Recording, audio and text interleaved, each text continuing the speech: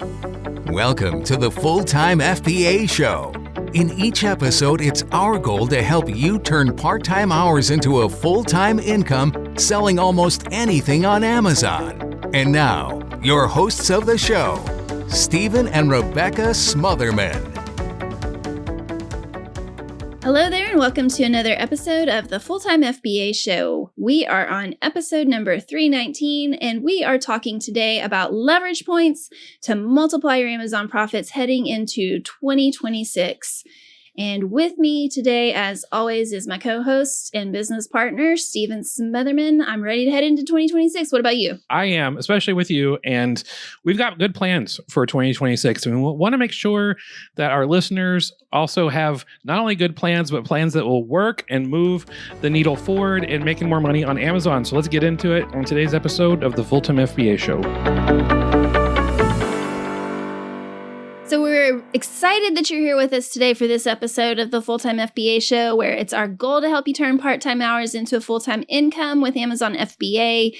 And today we're going to be talking about something that I acknowledge might not sound terribly exciting, and that's leverage. I do also want to acknowledge, before we get much further, this episode is dropping at the end of November, and we're talking about heading into 2026. There's still a whole month of the year left. There's still 1/3 of Q4 left. And so we're talking about 2026, but we also want to leverage the rest of our time for this year as well. Yeah, absolutely. And I don't know what you're talking about. I think leverage is terribly exciting.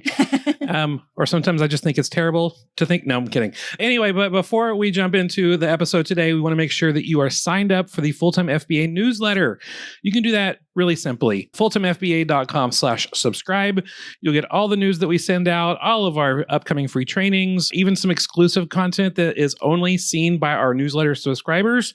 So you don't want to miss it out. Go check out fulltimefba.com/subscribe to get signed up. All right. Now that you've done that, because I know you did, you paused the podcast and you went and signed up.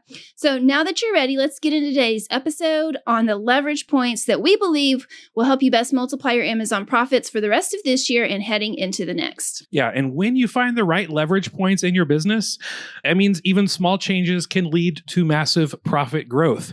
Think of it like using a crowbar instead of your bare hands. You can use the same amount of effort with both a crowbar and your bare hands, but you're going to get way more results using a crowbar than you are just using the strength of your hands. I don't know. I've been lifting weights like all middle-aged women are told we're supposed to do for basically our part-time job, and I'm getting pretty strong. You are, and I'm not going to mess with you, and I totally believe you. But even with your obvious brute strength, you would be even stronger if you used a crowbar as leverage. Okay, I'll test that out later. But back to selling on Amazon. Today, we're covering 3 specific areas you can leverage to multiply your profits heading into 2026 without adding more hours or more stress. Because let's be real, 2025 is kind of feeling like a blur at this point. We're at that point of Q4 where there's the overwhelm of boxes and Keepa charts and packing tape. It's all just, I'm ready to be done with it. It's time to start thinking through how to make 2026 the year of smart systems and sustainable profit. So when it comes to your Amazon business, let's clarify what we mean by leverage. It's not just about doing more. We've been talking about that a lot lately. We're not interested in any more hustling. We're not trying to work harder and faster and burn ourselves out. I mean, that's what people do if they're just interested in maybe a side hustle that lasts for a season. But what we're interested in building is sustainable Amazon business growth for the long term. One that's successful and profitable for years to come and can help you reach your financial goals and your lifestyle goals. And that's where leverage comes in. It's not about doing more. It's about getting more out of what you're already doing. Yes, leverage is like understanding how door hinges work. I mean, how often do you stop and think about how important door hinges are? All the time. I don't think about this usually, but I've been thinking about it in relation to leverage. Door hinges are tiny compared to the rest of the door, but they're crucial for a door to do its job. You could just prop the door up and continually pick it up and move the entire thing when you want to go in and out of a room or a house, but that's pretty dumb, honestly. Instead, you install hinges. It's a small piece of hardware, but it allows you to swing a big, heavy door open and closed with ease. So in your Amazon business, you're looking for the tiny adjustments like the door hinges that you can make that lead to outsized results. I mean, we're talking about where you put in 10% more effort and get 100% more profit. I mean, that's what we are after today. And so first up, we are going to talk about this leverage, how you use your money. Now, I bet you're thinking we're going to talk about leveraging credit right now. I mean, don't you think that's what we're going to talk about? No, not if you've listened to us for any amount of time. There's no way we're talking about leveraging credit. Yeah, leveraging debt is not what we're talking about. We're talking about your capital, your cash. I mean, capital is your fuel, and how you spend it determines how fast you can move. And we have found that most sellers don't have a spending plan. They just have a credit card and they have some hope. And that's why we've spent all of November in Momentum FBA working on budgeting and cash flow and just really getting into the intricate details of your Amazon business financials, because this is a gap we want to help you close. And so with the goal of leveraging your capital, I mean, it's to intentionally assign every dollar in your business a job. Make sure that it's doing something for you. Reinvest it in inventory that turns fast and fuels your profit snowball. I mean, intentionally ask yourself, if I have $1,000 to spend today from my inventory budget, what would generate the highest return in the next 30 days? Would it be a wholesale purchase? Would it be reordering some of your fast-selling replens? What would it be? Make your decision, make your purchase, and then take notes to test it out.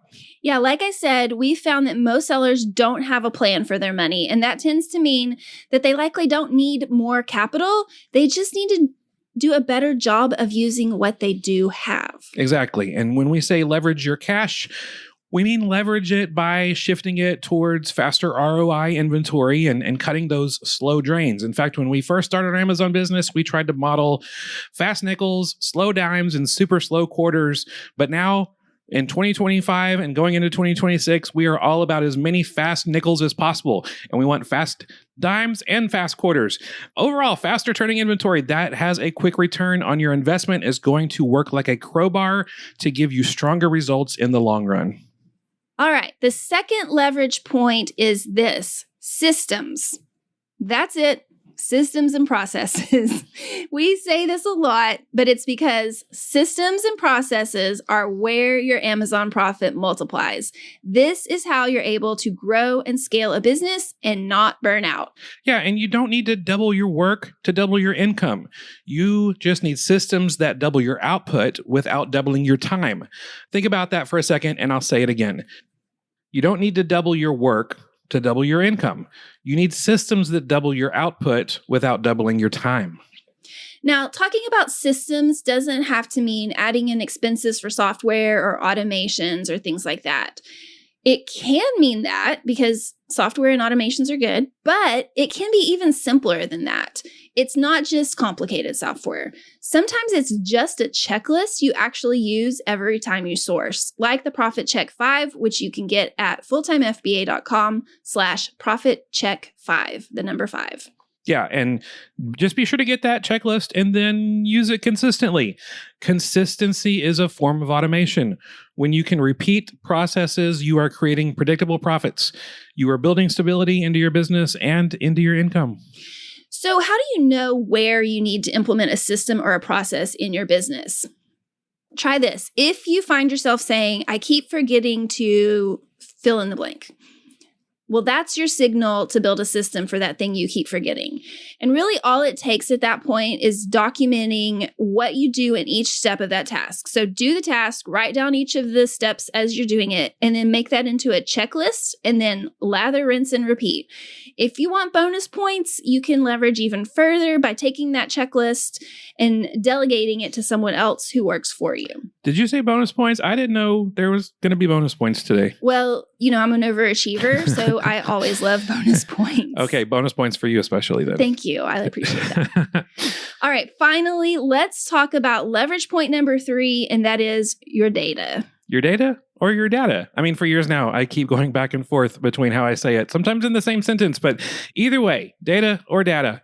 That's the secret weapon of smart Amazon sellers. Smart sellers who are constantly looking at data, using it to make faster, smarting decisions in every area of their business. Okay, can you give us a few examples of how you would use data beyond just looking at the Keepa graphs for sales rank and pricing history? Because we talk about that a lot with Keepa, and honestly, we can't talk about it enough, but I know there are other types of data that are equally important. Yeah, I'd love to. Here's a good example. You can look through your recent orders to see which ASINs are your top 20% profits, which ones are consistently selling and consistently getting the highest ROI. And that's where you want to focus your spending on next to help move your inventory move forward. Now, if you use a repricer, you can also look into how the repricer is performing and which rules are actually increasing profits instead of just sales volume. You can fine-tune the rules accordingly and see an uptick in your profit margin. Or you can analyze Keepa graphs to spot seasonal patterns that you can capitalize on next year, and then make notes and reminders to help you follow through and plan ahead when it's time to make those seasonal purchases. I see how you still managed to get Keepa into the conversation. Yeah, I can't help it. I just can't help it. I know. But the main point here is that data can turn your hunches into strategy. And we're not saying completely ignore your intuition or the vibes around your business and the decisions you make, because there is something to be said for learning to trust your gut in your business, and that comes with time. But you have to back up those decisions with the numbers. You can't just make assumptions or you'll end up losing money. And truly, the more you look at your numbers and understand what's going on there, the less emotional your decisions get and the more you're able to grow actual profits. Right. And it actually helps you avoid panic buying or tanking your prices out of fear. Instead, you're taking action with facts. So to recap the 3 leverage points that we've been talking about, these are the things that small actions can multiply your profits in 2026, and they are capital allocation, systems and automation, and data-driven decisions. And none of those require you spending more hours on your business. They just need more intentionality from you as the CEO of your Amazon business. And when you start to treat your money, your systems, and your data as levers instead of as chores, your profit starts working for you instead of the other way around. Yeah. And in 2026, 2026 can be the year that you shift from working hard in your business to working smart on your business. And that's what we want from you. That's what our goal is, to teach you here at Full-Time FBA.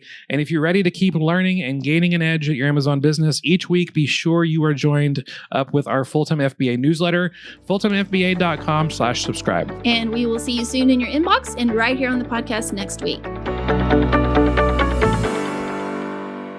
Thank you so much for joining us for this episode of the Full-Time FBA Show. As a reminder, the show notes and any links we mentioned today will be found in fulltimefba.com/319 because this is episode number 319.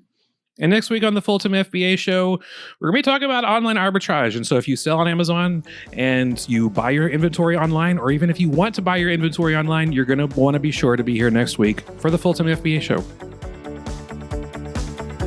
That's all for this episode of the Full-Time FBA Show.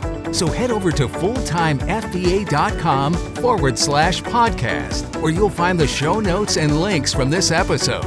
While you're there, subscribe to our newsletter where you'll get several free downloads of our popular and helpful Amazon FBA resources. Now, take action on what you've learned today so you can find success at turning part-time hours into a full-time income with Amazon FBA.